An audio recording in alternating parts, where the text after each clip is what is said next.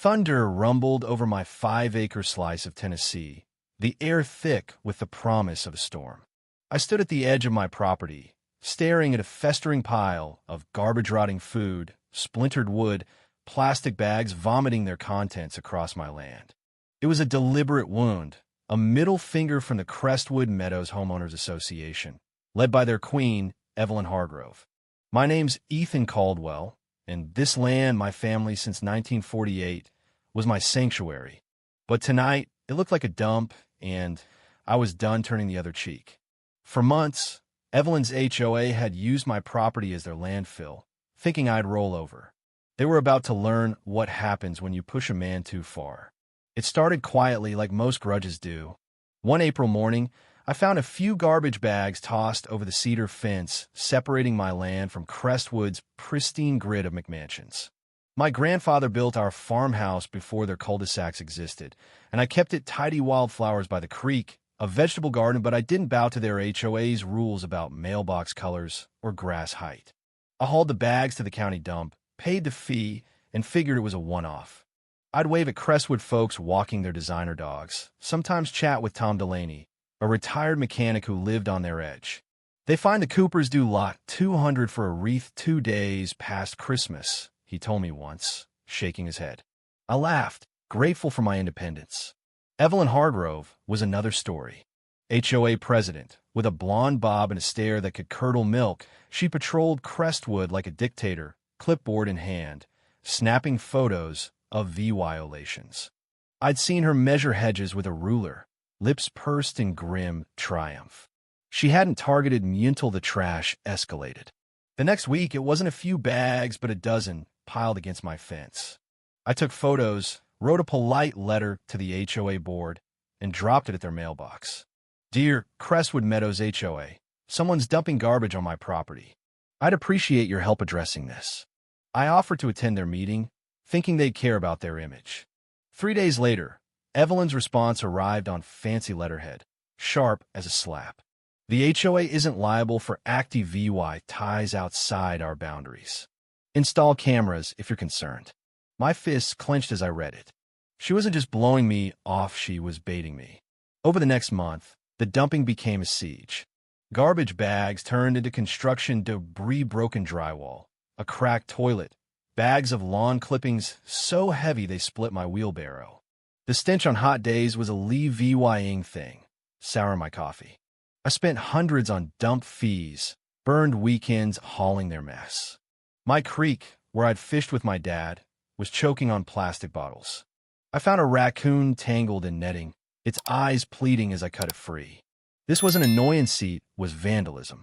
I installed trail cameras, the kind hunters use. The footage was a gut punch. After midnight, a truck with Crestwood's logo crept to the fence. 2 men tossed bags over, quick and practiced.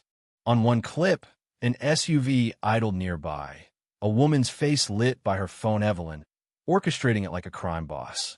This wasn't a lazy resident. This was organized.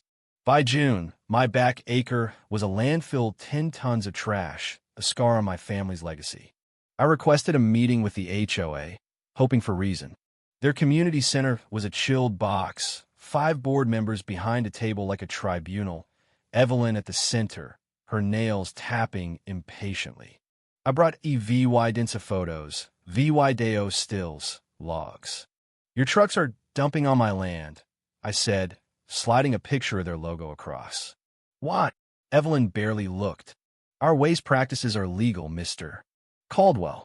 Your property lowers our values. Her voice dripped condescension. My land was here first, I said, heat rising.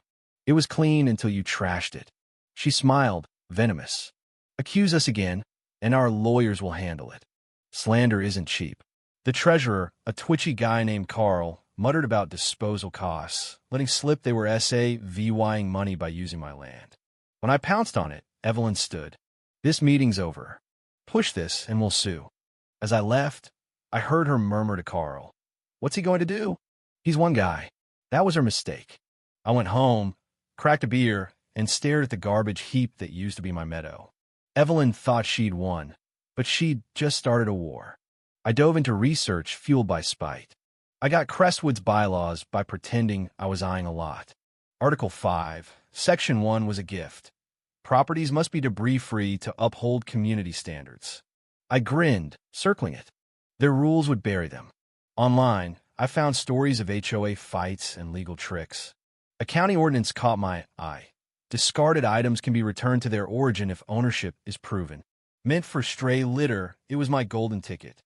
My cousin Sarah, an environmental lawyer, said I had a case but warned me about HOAs. They'll drag it out in court, bleed you dry, she said over coffee. I didn't want years of motions, I wanted action. The plan formed in my garage, where I sorted trash like a detective. Gloves on, I cataloged envelopes, receipts, a pill bottle with Evelyn's name. I built a spreadsheet linking bags to Crestwood homes. Evelyn's haul, 30 bags, plus debris from her patio remodel was a treasure trove. Marble shards matched her permit's description. Every piece was ammo. I called Marcus, a contractor buddy from college. He saw my property and whistled. "This is personal, man. Let's hit back." He offered 2 dump trucks and 3 guys. I picked the first Saturday in July, pancake breakfast day, when Crestwood's residents would be home, gossiping over coffee. Maximum audience, maximum impact. We started at dawn, sky bruising purple. Marcus's crew wore vests I'd printed with Waste Return Ser VYCS. We'd sorted the trash, labeling bags by address and date. Evelyn's pile marble, warped deck chairs, kitchen waste was curated like art. I briefed the team. No trespassing, no damage, no fights. If anyone snaps, send them to me. We're just returning property. The first truck hit regular homes, dropping bags with precision. I led the second to board members' properties, starting with Carl's Faux Victorian. We stacked 6 bags by his driveway, adding a sign. Items illegally dumped at 782 Riverbend Lane, returned to owner. Future violations reported. His wife peered out, blinds twitching as we rolled on. Residents emerged, bleary-eyed, as their trash hit their lawns. "What's this?" a guy in pajamas barked. I handed him a flyer. "Your address was on garbage dumped on my land. Ask your HOA why." He blinked, clutching the paper, and I kept him OVYing. Evelyn's mansion was last, a brick fortress with sculpted shrubs. We arranged her trash like a sculpture, marble glinting, bags in neat rows, a cracked fountain as the centerpiece. I pinned a laminated letter to a chair, quoting her bylaw, with photos of her mail in the dump. The sign read, "Property of Evelyn Hargrove, returned from illegal dumping." Her sprinklers hissed on, soaking the display into a soggy masterpiece. By 8:30 a.m., Crestwood was chaos. Phones flashed, voices rose. Evelyn stood on her porch, face red, screaming into her phone. "This is a crime," she yelled as I passed. I tipped my cap, her glare searing. Marcus chuckled. "You just lit a fuse, brother." My phone buzzed nonstop. Residents, a reporter, the HOA's lawyer. His voicemail was pure bluster. "This is harassment. We'll sue for trespassing." I called back, calm. "I've got video of your trucks, photos of every bag's origin. Want to show it to the EPA?" He faltered, mumbling about resole VYing this. I hung up, grinning. Emails flooded in.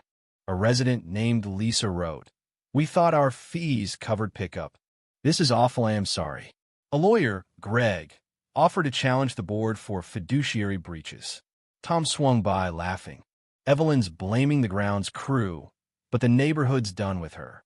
By noon, a news van filmed Crestwood's lawns, my trashed acre in the background. The headline stung. HOA dumped trash, neighbor fights back. The county opened an investigation, sparked by residents' tips not mine. Fines could be steep, the inspector said, asking for my footage.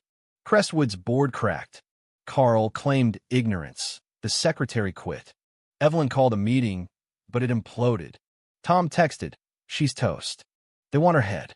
That night, my land was clear, the creek glinting under moonlight. I sat on my porch, whiskey in hand, and toasted my dad. He'd have loved this. By week's end, Evelyn resigned, citing stress.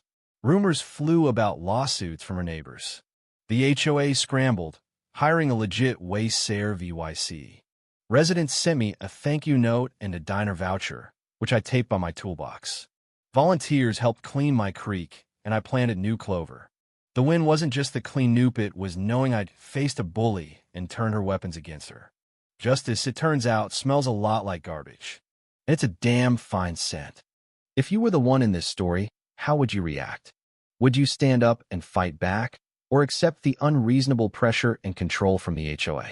Share your thoughts in the comments below. And don't forget to subscribe, like, and share this video with more people. Your small action gives us the motivation to keep bringing you more intense and engaging stories. Thanks for watching, and we'll see you in the next video.